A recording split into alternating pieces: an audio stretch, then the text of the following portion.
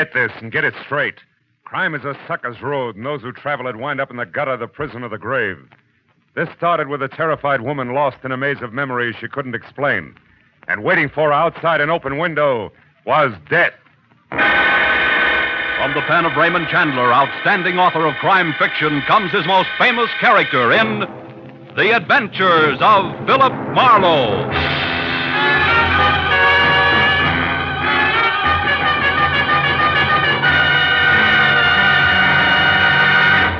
Now, with our star, Gerald Moore, starred as Philip Marlowe, we bring you tonight's exciting story, The Open Window.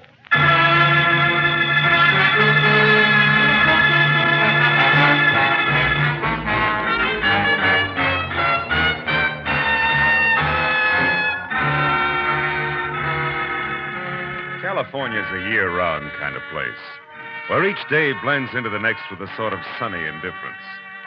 But the one just passed had been a little special. It was the cool, crisp autumn weather that reminded you of the East, where autumn meant kicking your way through knee-deep drifts of brown and yellow leaves, along a rutted country road that hinted of adventure at every turn. Yeah, that's the kind of a day it had been. But now, at a little past 8, as I stood at the window of my third-floor apartment and stared out over enough improved Los Angeles real estate to house maybe 500,000 people that tonight I wanted no part of, because the world was out there minding everybody else's business, while I was in here minding my own. In here, everything was in order and cozy. I could read if I want to, write a letter if I want to, or just relax with... Oh, no. Is your name Philip Marlowe? Yeah, why? Because I have that name and this address written here on this card. I think I was supposed to see you. Do you know me? Well, no, frankly, I don't. What were you supposed to see me about? Who are you, Mr. Marlowe? I mean, what sort of business? I'm a private detective. Private detective? Wait a minute. It's not that bad a racket. Oh, now, look. Why don't you come in and we'll talk this over, huh? Come on. All right. Thank you. There. Sit down, won't you? You look like you can use a drink. Do you want one? Oh, no, thank you. I just need to rest a moment. Oh. I've been walking for hours. Well, now, tell me, what is it? A man, I think. Someone's been following me. I was followed here, I'm sure. I don't know why. Really? This is Los Angeles, California, isn't it? Yeah. I keep thinking... That is, I feel as though it should be Vancouver, British Columbia. Oh? I don't know how I got here or why I want to see you, but I've walked until I'm nearly exhausted, and I found that I'd written your name and address on this card here, so I decided to come and try to find out. Well, now tell me, do you know who you are? No, I don't know who I am. Uh-huh. This man you're afraid of, do you know him? No. But I believe he knew me. He reminded me of Vancouver, and that frightened me. I seem to remember I saw him a year ago. Maybe it was just the day before yesterday. See how crazy that sounds? But I can't help it. I can't remember. Here, take it easy. Now, you better lie down on the divan. That's it. Come on. Atta girl. Now, look, I think we ought to call a hospital and see it. Stay where you are. It's company in the hall, maybe for us. Now, just take it easy. Hey, you hold it. Hold it up there. Oh, great. Who was it, Mr. Marlowe? I couldn't see. Don't let it bother you now, honey. It's probably just one of my clumsy neighbors. He never watches where he's going. You know, the other night... Stop, please. All right. Whoever was out there was looking for me. I know he was. I know it. Now, look, honey. Isn't there something you can tell me? Don't you remember anything? No, I don't know. Here, look in my purse. There are things in it I don't understand. Maybe there'll be some help. Key. Address on a piece of brown paper. 8400 North Virgil. Tompkins. Does that mean anything to you? No. Little snapshot album with one of the pictures missing. Wait a minute. I remember now. That was stolen. Good. But I don't remember what the picture was. Oh, please try to find out who I am and why I'm being followed. Please try to find out why I'm afraid. All right, baby. Now, you stay here till I get back, huh? I won't bother anything. I'll wait right here. Oh, I'm so tired. I'm so tired.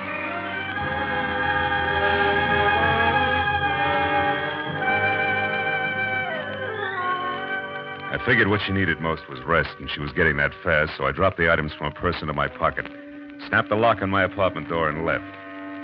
My first stop was the phone downstairs in the lobby, where I found out that the Missing Persons Bureau had no one on file answering her description. My next stop was 8400 North Virgil. A half hour later, I found it. A crumbling stucco rooming house in a welter of knobby hills, huddled with other ramshackle houses that years ago had abandoned any hope of beauty in the face of the leaky, bobbing oil wells that had invaded the neighborhood like a horde of huge, greasy grasshoppers. I walked past one of the creaking monsters in the front yard, then down a grimy hall to a door marked Manager, Jacob Philpotts, below which some neighborhood wag had penciled Stinks. Wasn't funny. But neither was Jake Philpotts. Yeah. What is this? Speak up, Sporty. I'm very busy killing a soldier. What's on your mind besides your hat? Okay, comic, I want to see Tompkins. Oh, you want to see Tompkins? That's what I said. Well, you're too late, Sporty. He's gone. Flew the coop. Took the 500 berries and shoved off 2 hours ago. For where? Well, for his hometown, I guess. Vancouver. It's way up in Canada. Which is a long walk, Sporty, so you better get started. Bye. Wait a minute, Jake. Huh? Where did Tompkins get the 500? Where'd he get? Well, some classy guy gave it to him. Classy guy. And why? Well, to get out of town and stay out. So he does. Uh-huh. But first he pays back all his back rent and buys me a bottle besides.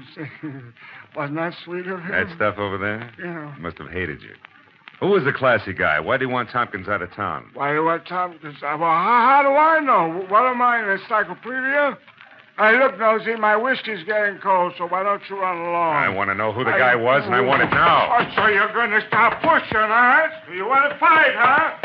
Okay, put him up. Come on. Take it easy, Buster. Take it easy. You'll beat yourself to Ready? death. Now, let's negotiate. Huh? Prop up against the wall, and I'll talk to you.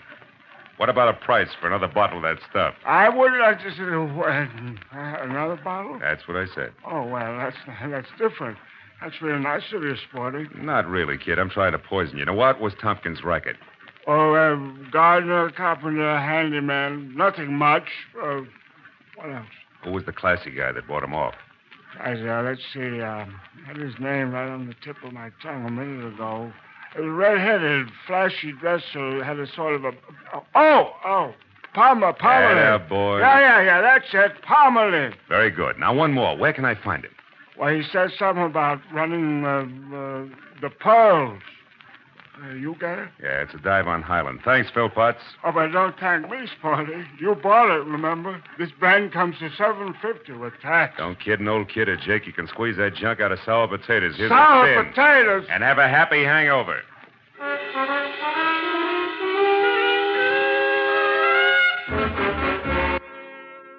Outside, the smell of the oil well as I passed it was welcome by comparison to Jake, which made it tough to reconcile anything I'd seen at 8400 North Virgil with the girl asleep on the divan in my apartment.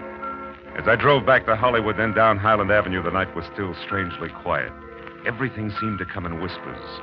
Even the hunch I had that the vanishing Mr. Tompkins had sold out dirt cheap to the boss of the Pearls.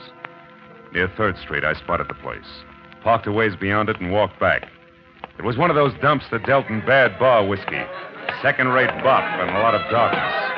I shook off a brace of lost weekenders on my way through, made it up the stairs to the offices where a block of orange light on the floor and a two-tone conversation told me to stop, look, and listen. Time, baby. Alan, as they say in Missouri. Have to show you, huh? Uh-huh. All right, Norma, I will. You're not easy to get over. I still love you, and I've missed you.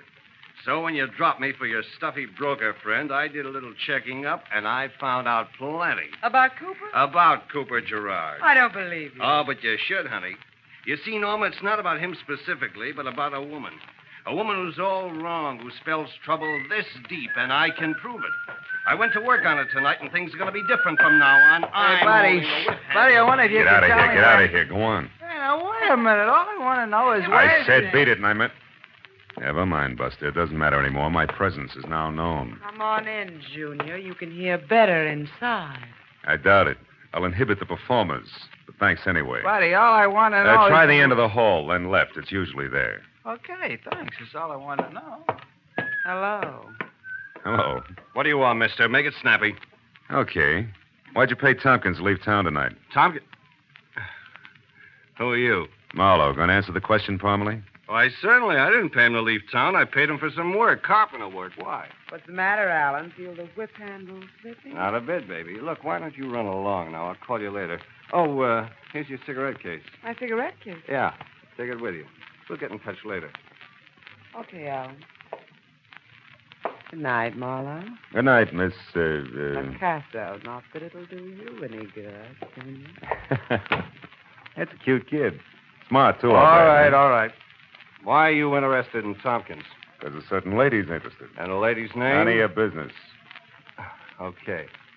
Go on. Miss Key. What door does it fit, Parmalee? How should I know? Have you got anything else? Isn't that enough? Not enough to worry about, Marlowe, so I suggest that you leave. And in case you have any doubts, this thing goes off awful easy. I see your point. Yeah. And I'd just as soon shoot as not, so start down those stairs and don't look back. I bust for a couple of the boys. They'll be at the bottom to help you out the front door. Oh, and Marlowe, take some advice. I don't like your type, so don't come back.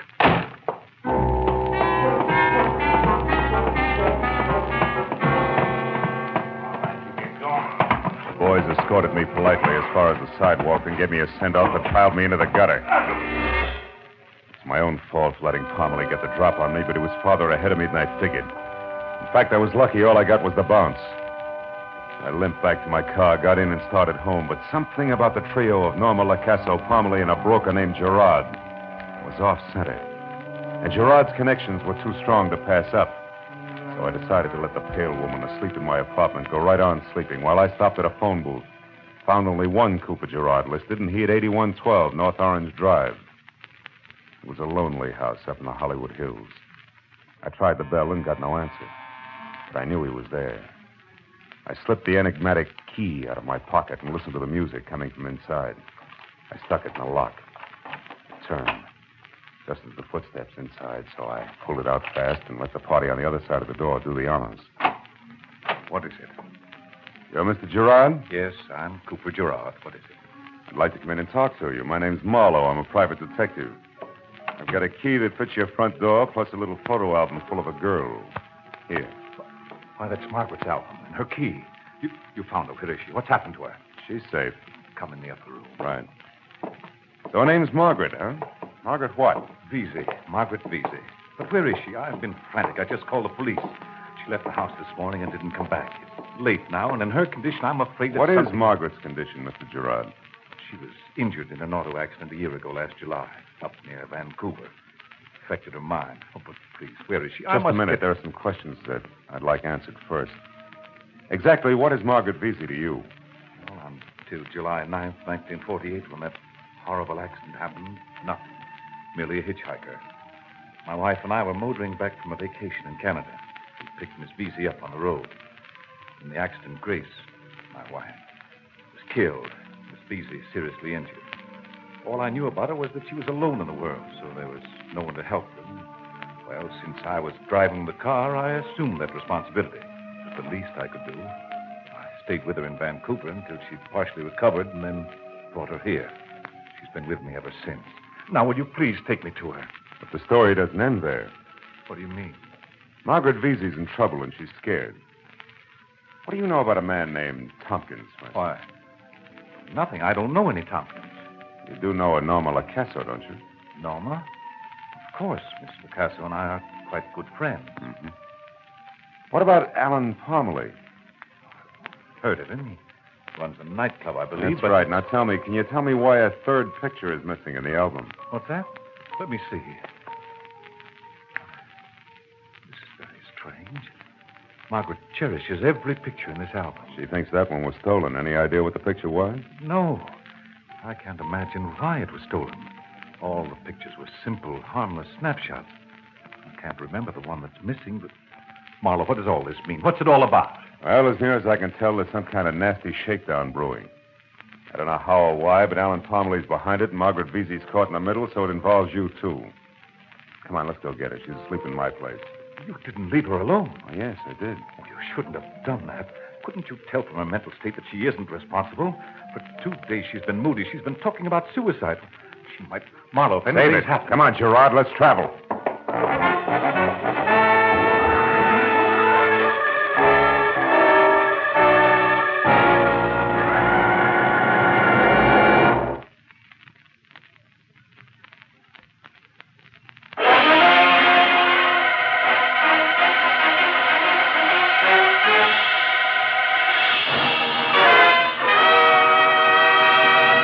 The second act of The Adventures of Philip Marlowe will follow immediately. But first, here's a brief word of interest to all of us. $5,379,650,000. Now, there's a nice, impressive figure, and a lot of money, I might add. But nevertheless, over $5.25 billion is the amount that manufacturers and businessmen, large and small, spent to publicize their respective products on radio, newspapers, billboards, skywriting, and what have you in the year of 1949. This staggering amount is just added proof of that old statement, it pays to advertise. And let's face it, if a man has a product that's good and he's proud of it, and he wants others to share it so all will profit, shouldn't he tell the whole world? You bet he should. Now, you men in the Foreign Service aren't in a commercial business by any means, but you do have something of which to be proud. You're Americans, and what America stands for is really something to tell the whole world. So why not start your own advertising campaign? It won't be difficult, it won't take any of your time, yet every day, in many ways, you can do it by just following one slogan. Remember, a country is known by its people. What people think of your country depends on you. Here now is the second act of The Adventures of Philip Marlowe.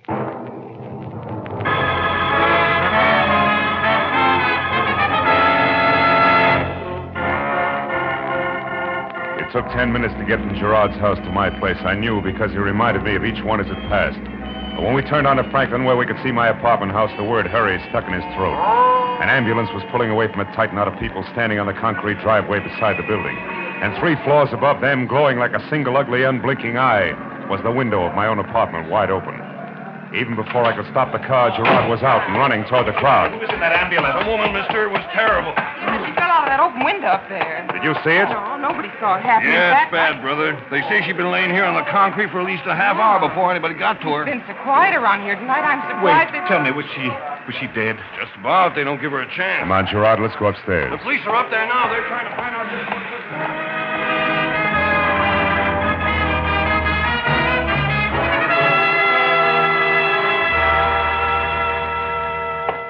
You say the woman came here to your apartment, Mr. Marlowe, and asked you for help. Is that right? That's right, officer. She was frightened and exhausted. When I left, she was asleep on the divan there. Was the door locked, Marlowe? Yeah, it's got a nightlight, Gerard. I snapped it myself. And you left her alone, right? Mm-hmm. Well, take a look around, will you? See if you can find anything to indicate that an outsider came in while you were gone.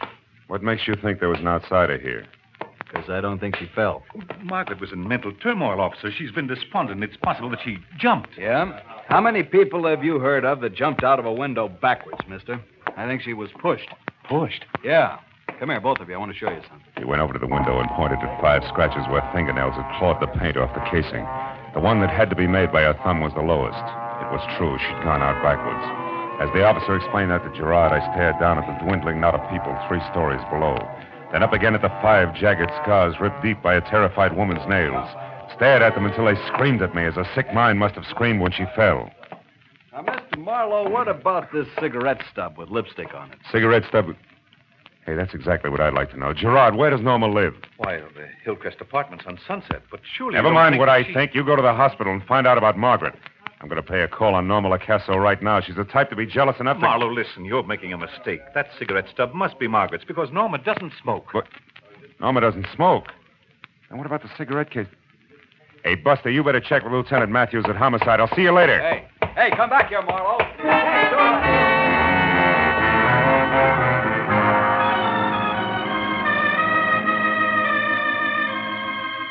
The Hillcrest Apartments fit Norma Lacasso to a T. They were sleek, soft tones of burnished wood, streamlined in glass, with just enough chrome around for glitter. And when she answered a door in glossy green, lounging pajamas edged in gold, smiled and tossed a head of hair that was almost burgundy back from her face, I knew what Alan Parmalee meant. Loving Norma LaCasso would be hard to get over. Hello, Junior. Don't tell me you're joining the league, too. It's fast, you know. Skip it, baby. I'm coming in. Do you mind? No. Would it do any good? Mm-mm. Get comfortable. I'll make you a drink or something. Hey, Norma, you know Margaret Vesey, don't you? That peculiar girl that stays at Gerard's place? Yeah, I met her once. A little while ago, she dropped 3 floors from an open window to a slab of concrete. Oh, Lay there over 30 minutes before she was found. Marlowe, that's dreadful. I'm sorry. Don't look at me like that. I mean it. I like Margaret. So do I. What's more, she didn't fall. She was pushed. Oh. Got a cigarette? For sure. Here. Catch. Thanks. Oh, just one cigarette tossed like that? Your manners are lousy. You're supposed to pass the case and let the guest help himself. Marlowe, you're hurting me. And I'm going to keep right on twisting until that solid gold cigarette case drops. That's what I adore about men. They're full strength. That's better. Gorilla. All right, to help yourself. The picture's there under the bottom layer of cigarettes. But why it's important is beyond me. It's important to Parmalee, baby. He had you smuggled out of his office so I couldn't find it. Ah. Margaret and Gerard at some little amusement park. Huh? Mm-hmm. Near Vancouver, probably. She told me how he used to take her out while she was recovering from that accident. So what? Even the autographs on it make no sense to me. Here, this one's hers. Yeah, we had fun this day. This must be his, even the hottest day in Vancouver's history. Now, that's it, Muscles, all of it. Now, will you apologize for these welts on my arms? I don't get it. Whole deal's screwy. The only way it would make any sense is if... Norma, where's your phone book? Over there, under the phone. Mm-hmm. Why? What have you got, Marlowe? Just an idea so far. Stick around. Let's see, U.S. government. War assets, Weather Bureau. Chronological records, yeah. Mutual 64421.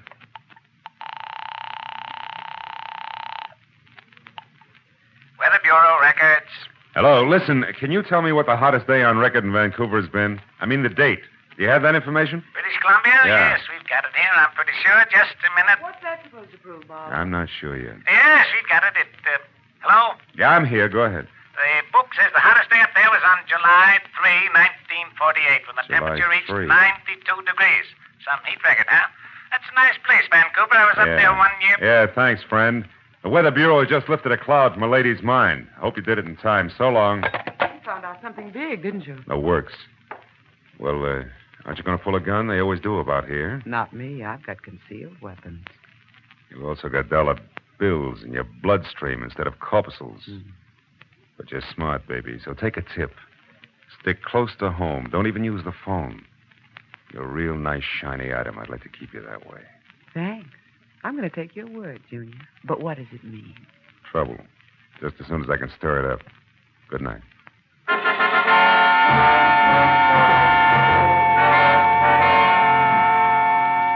The Normans and the time that had gone by, I figured my best bet was Gerard's place, but I was wrong.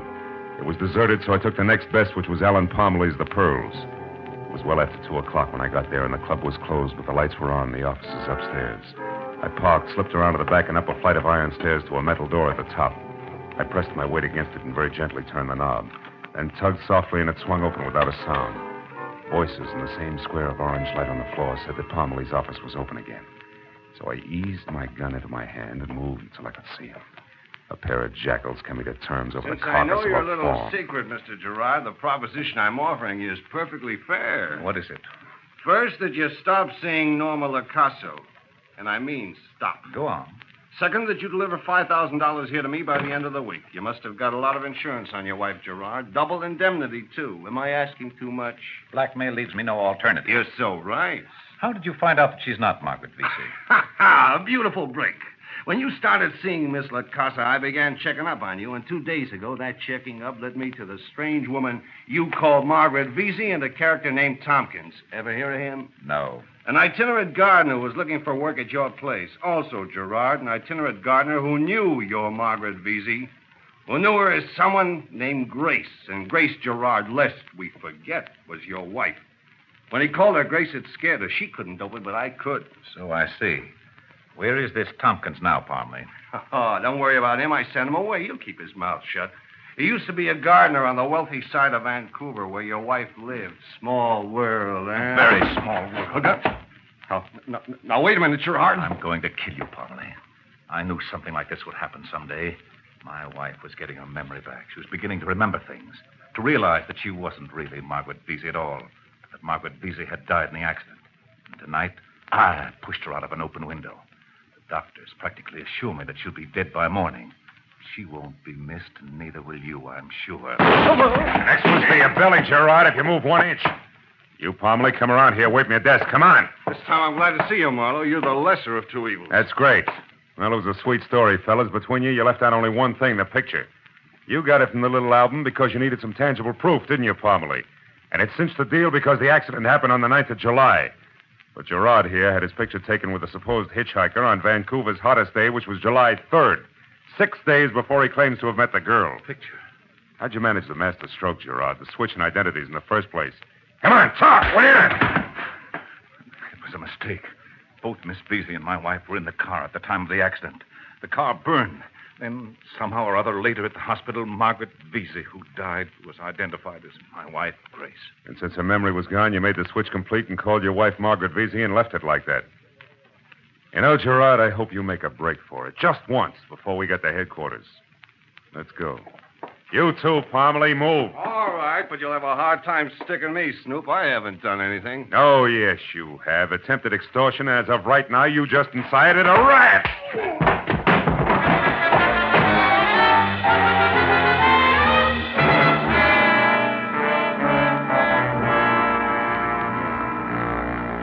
Dr. Gray to receiving ward, please.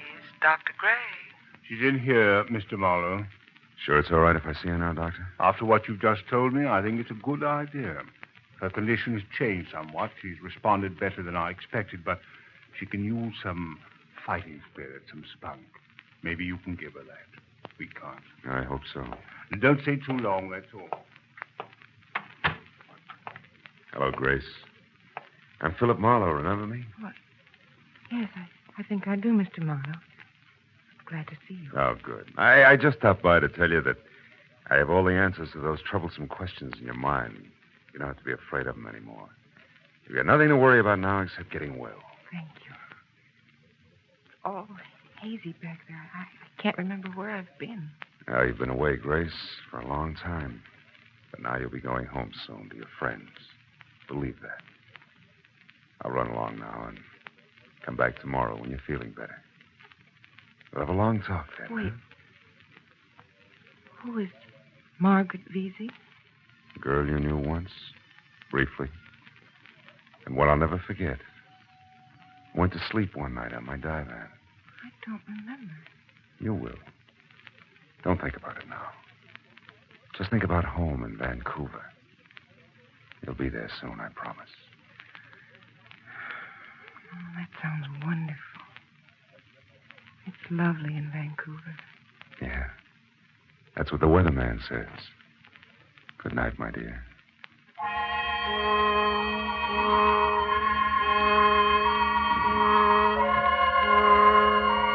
When I finally got home, the air in my apartment was thick, full of stagnant fear and stale tobacco smoke. So I went over to the window to open it up. But there I stopped because I remembered standing at that same window earlier that evening. Standing there thinking how happy I was that the world was out there. And how happy I was to be inside, looking out. And then I saw again the 5 deep scratches on the casing. Inside looking out, huh? There was a guy once, a long time ago, who said something like, "No man is an island entire of itself." Yeah, about 300 years ago he said that. Any man's death diminishes me because I'm involved in mankind. Yeah, sure.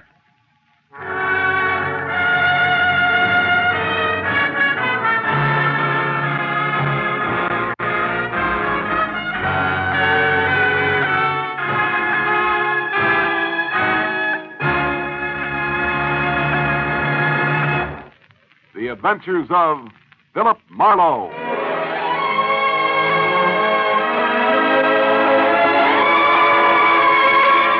This has been The Adventures of Philip Marlowe. Tune in again at this same time next week for another exciting half hour with America's best-known private investigator. This is a presentation of the United States Armed Forces Radio Service, the voice of information and education.